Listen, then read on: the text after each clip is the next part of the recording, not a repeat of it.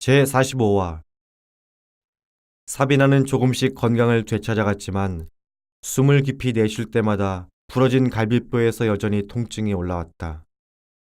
의사는 사비나가 고문을 이겨내고 살아남았다는 사실에 놀라면서 갈비뼈 통증은 일시적이니 몇 달 안에 가라앉을 거라고 안심시켰다. 어느 아침 사비나가 올 테니 거리를 따라 걷고 있을 때 남루한 차림에 키도 작고 머리카락도 몇 올 남지 않은 남자가 지나갔다. 남자는 사비나를 뚫어져라 바라보다가 곁을 스쳐 지나갔다. 사비나는 그런 마주침을 대수롭지 않게 생각했지만 몇 분 뒤에 주머니에 손을 넣었다가 전단지가 접혀 있는 것을 알고 꺼내들었다. 분명히 그 남자가 주머니에 넣었을 거야. 사비나는 생각했다. 사비나는 전단지를 전등 불빛에 비추고 읽어보았다.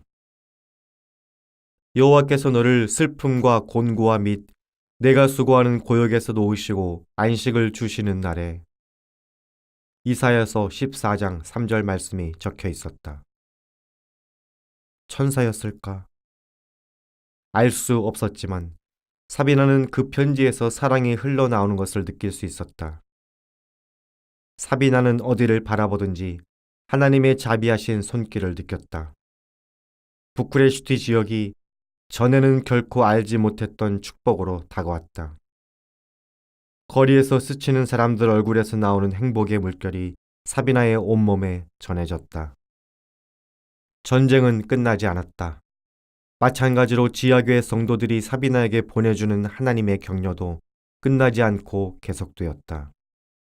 몇 해가 지나고 나서야 비로소 사비나는 자신이 가담한 기독교 저항운동의 이름을 깨달았다. 공산주의 철권 통치 아래서 지하교회는 체계적인 이름이 없었다.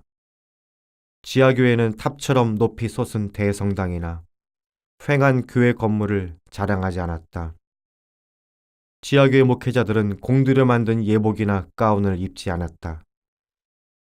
사실 한때는 목사들이 무슨 학위를 취득했고 어떤 신학교육을 받았는지 자랑했으나 이제 그런 것들은 자랑거리가 아니었다.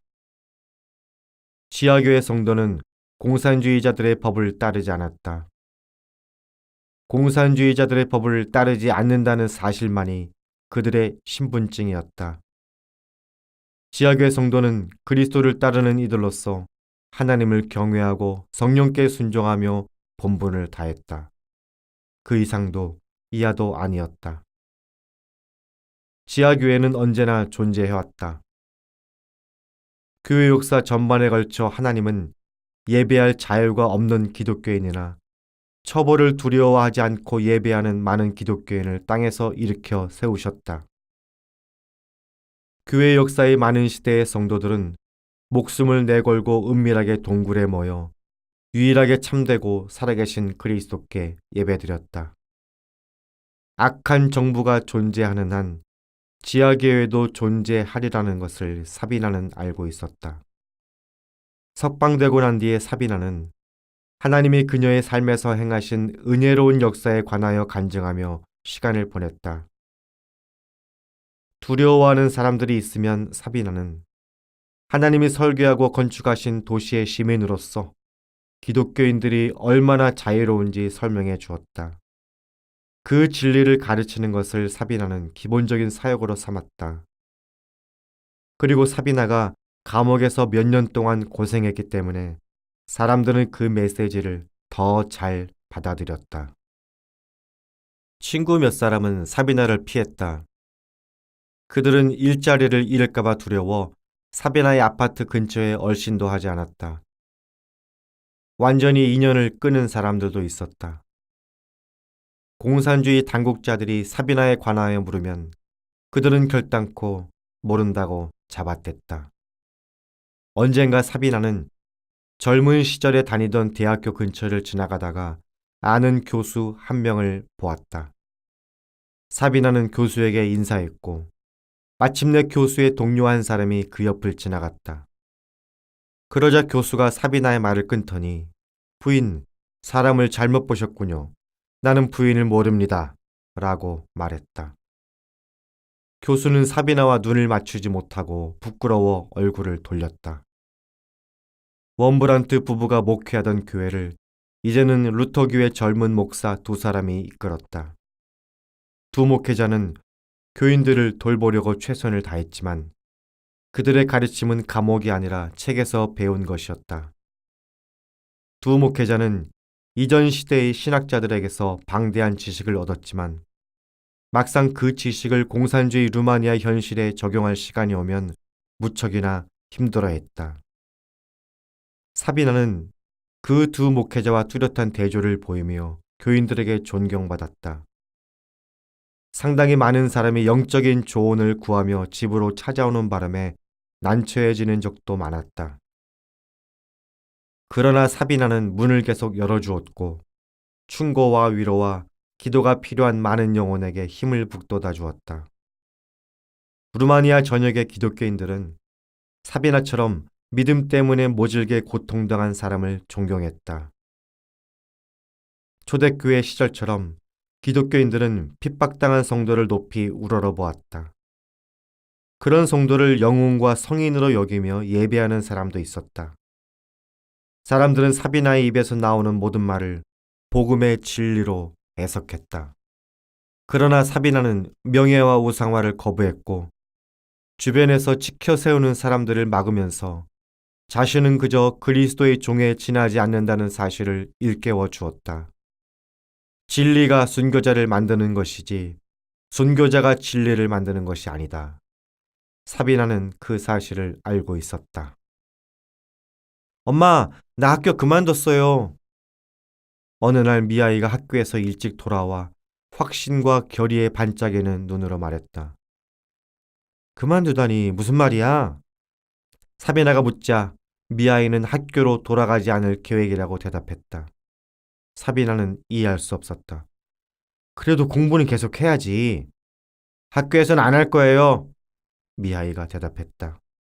미아이는 공산주의 청년 운동에서 가장 우수한 학생에게만 주는 상에 자신이 후보자로 올랐는데 그 상을 받으려면 붉은 넥타이를 매야 했기 때문에 거절했다고 설명했다. 저는 붉은 넥타이를 매고 싶지 않아요. 그건 우리 아버지를 감옥에 가둔 당의 표시이기 때문이에요. 미아이는 선생님에게 그렇게 통보했다고 엄마에게 말했다.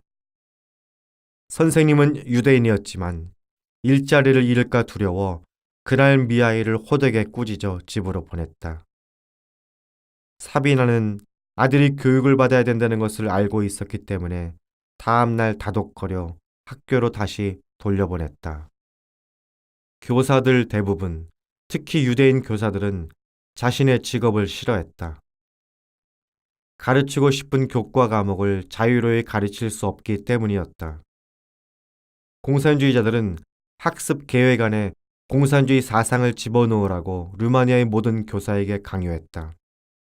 그러나 사비나는 루마니아가 공산주의자들의 나라가 아니라는 사실을 알고 있었다. 루마니아는 공산주의자들의 나라가 아니라 그들에게 억압당하는 나라였다. 다음 날 미아이의 선생님은 교실로 돌아온 미아이를 반갑게 맞아주었다. 좋지 않은 결과를 각오했던 선생님은 미아이를 힘껏 안아주었고 그 순간부터 미아이는 학교에서 가장 보호받는 학생이 되었다. 다른 선생님들은 미하이가 정치범 죄수의 아들임을 알고 그의 용기를 높이 샀다. 미하이는 수시로 교단에 서서 무신론 선전에 반대하는 의견을 폈다. 10대 소년이라 논쟁에서 늘 이기지는 못했지만 미하이는 어떻게든 자신의 믿음을 변호했다. 앨리스 이모, 이제는 이모가 우리 엄마예요.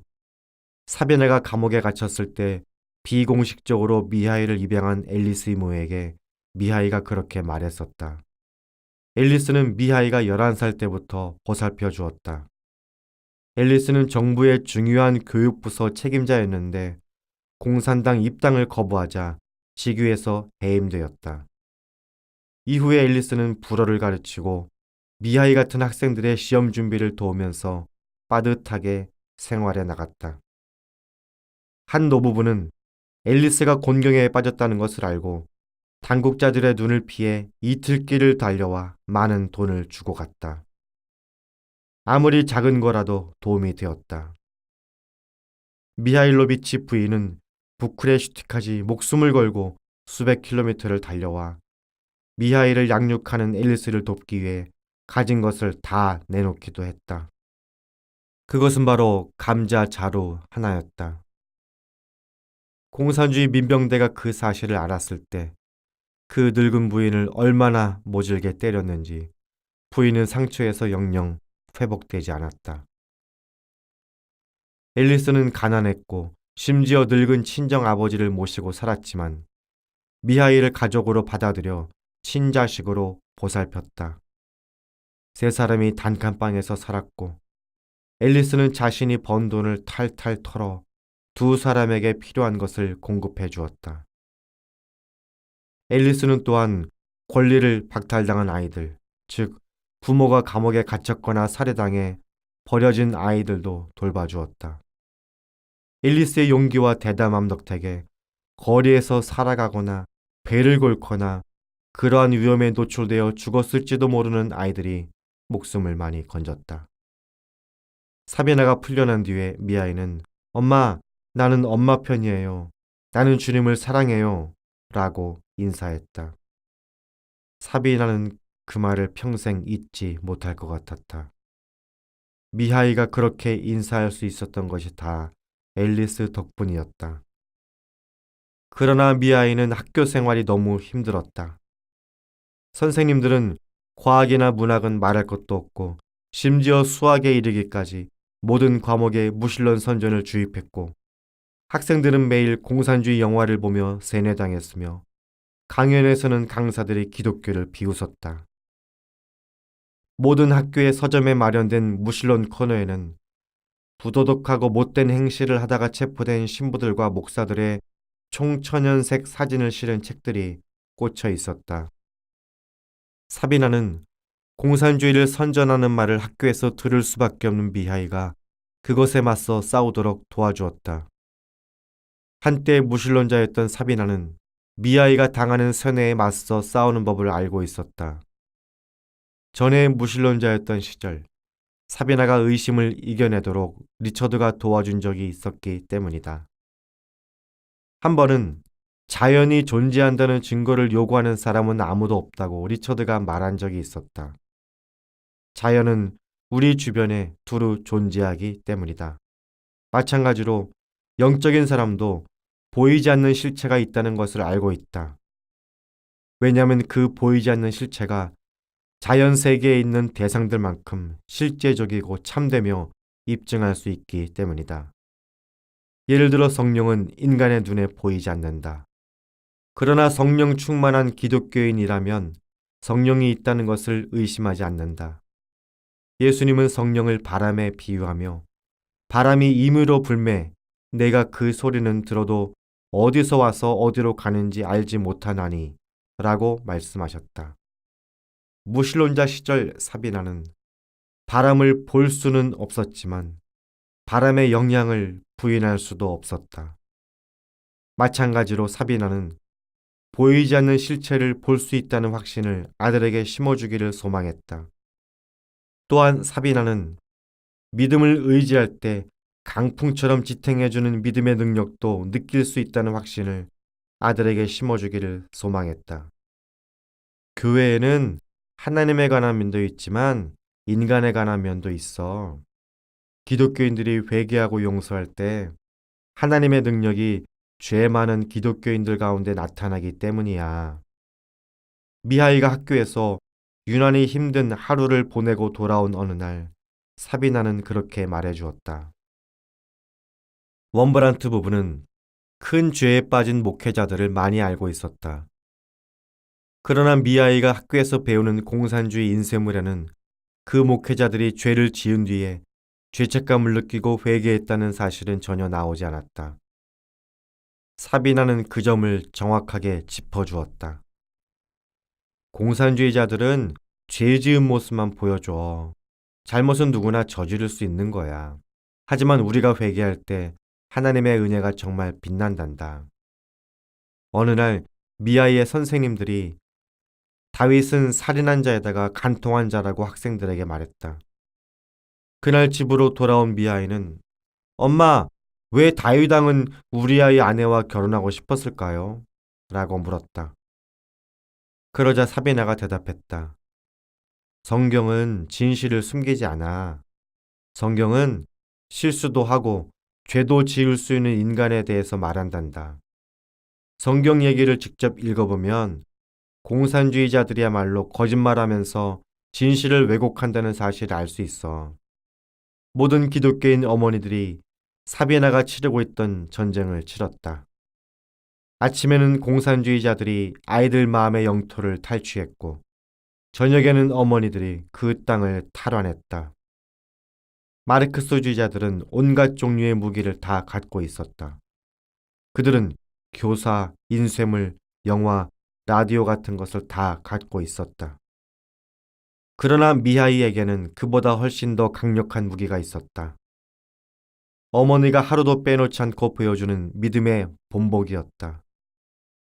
이론과 철학에 대해서는 반론을 제기할 수 있다. 그러나 기도하는 어머니의 능력에 대항할 수 있는 사람은 아무도 없다. 사비나와 다른 기독교인 어머니들은 유럽의 전쟁터에서 싸우는 어느 전사 못지않게 맹렬히 싸우는 법을 배웠다.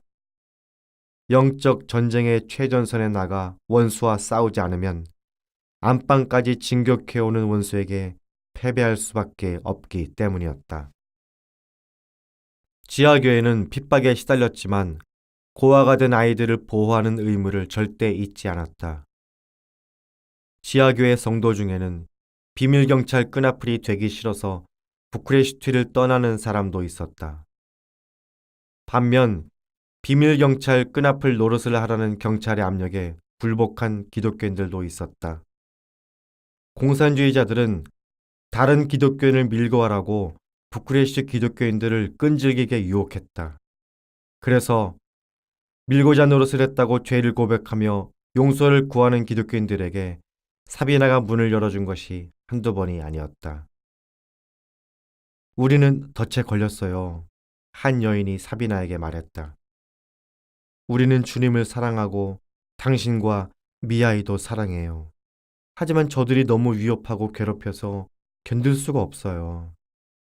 사비나는 그 여인이 털어놓는 말을 경청했다. 내 남편은 일자리를 잃거나 감옥에 가게 될 거예요. 우리는 교회에 나오는 사람들과 그들이 하는 말을 전부 다 일러 바칠 수밖에 없어요. 당신에게 해가 되지 않는 말들만 골라서 보고하겠지만 그래도 조심하세요. 공산주의자들은 가족들을 서로 싸움 붙여 가정을 분열시켰다. 부모를 밀고 하라고 자녀를 설득하는데 실패하더라도 공산주의 당국은 그들을 밀고 할 수다스러운 이웃이나 직장 동료나 친구를 어렵지 않게 찾아낼 수 있었다. 비밀경찰은 사비나의 생활에 관한 세세한 정보를 어마어마하게 수집했다. 그들은 사비나가 무슨 식자재를 사고 무슨 음식을 요리하고 어디에 가고 어느 거리를 걷고 일주일 동안 누구와 대화하는지 하나도 빼놓지 않고 정보를 모았다. 또한 경찰은 보통 아가씨들을 신문하여 데이트 상대 청년에 관한 정보를 얻어내기도 했다. 비밀경찰 본부에서는 기독교인을 붙잡아 감옥에 가둘 심사로 모든 정보 하나하나를 꼼꼼하게 분류하고 대조했다. 비밀을 엄격하게 지키는 것이 지하교회를 지키는 가장 큰 방어 수단이 되었다. 지하교회 성도들은 빨래하는 것에서 무심코 대화하는 것에 이르기까지 행동 일체를 의도적으로 통제해야 했다. 밀고자들이 없는 데가 없었다. 그들은 공산주의의 붉은 넥타이를 착용한 기독교인이었다. 고위직에 올라 훌륭한 지위를 누리는 사람들조차도 목회자와 결혼하거나 지하교회 성도의 손으로 자녀에게 세례를 주기 위해 직장에서 아주 멀리 떨어진 외딴 마을까지 여행하는 경우가 잦았다. 사비나는 자신의 다락방에서 수많은 밀고자와 이야기를 나누었다. 우리를 어떤 식으로 밀고 했는지 알려줘요. 그래서 당신이 진정으로 회개했다는 걸 증명해 보이세요. 지령을 내리는 관리들 이름을 말해줘요. 그들을 언제, 어디에서 만나는지도 말해주세요. 사비나는 잘못을 뉘우치는 밀고자들에게 늘 그렇게 요구했다. 그들에게서 사비나가 정보를 얻어 모은 덕택에 많은 기독교인이 목숨을 건졌고 수백 명이 체포를 면했다. 심지어 사비나는 비밀 경찰이 기독교인을 추적하지 못하게 막을 목적으로 비밀 조직을 구성하기도 했다.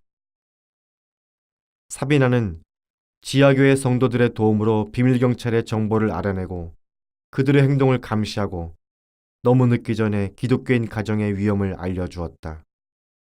사비나는 거리에서 경찰을 미행해서 그들이 접촉하는 사람들을 조심스럽게 살펴보며 카메라로 사진을 찍는 임무를 진두지휘했다. 쉬르카노 대령 같은 거물급 밀고자 뒤를 캐는 일은 위험했지만 사비나는 대령이 사비나를 추적한 만큼이나 대령을 추적했다. 매일 아침 사비나는 대령이 집을 나서는 시간에 같이 집을 나서 줄기차게 감시하며 대령의 행동 습관을 예측했다. 그리고 마침내 대령이 친밀하게 지내는 사람들이 그물망처럼 광범위하게 조직되어 있다는 사실을 알아냈다. 이후로 사비나의 독특한 추적 방법이 결실을 보아 자칫 신문을 당할 뻔했던 많은 목회자와 가족들이 위험을 모면했다. 사비나는 어떤 대가를 치르더라도 설령 그것이 적극적인 공세로 밀고자들을 하나씩 색출을 해내는 것을 의미하더라도 지하교회를 반드시 지켜내야 한다고 믿었다. 미하이는 최고의 첩보원이 되었다. 미하이는 나이도 어린데다가 들킬 가능성도 없었기 때문에 눈과 귀를 열고 밀고자들의 동태를 주시했고 그 결과를 엄마에게 보고했다. 미아이는 10대 청소년들이 보통 겪는 사춘기를 잘 이겨냈을 뿐 아니라 지하교회가 더욱 굳건히 서도록 도왔고 많은 성도에게 힘이 되었다. 그러나 미아이와 사비나는 크든 작든 자칫 실수라도 하는 날에는 감옥으로 끌려가거나 더 나쁜 일을 당할 수 있다는 사실을 잘 알고 있었다.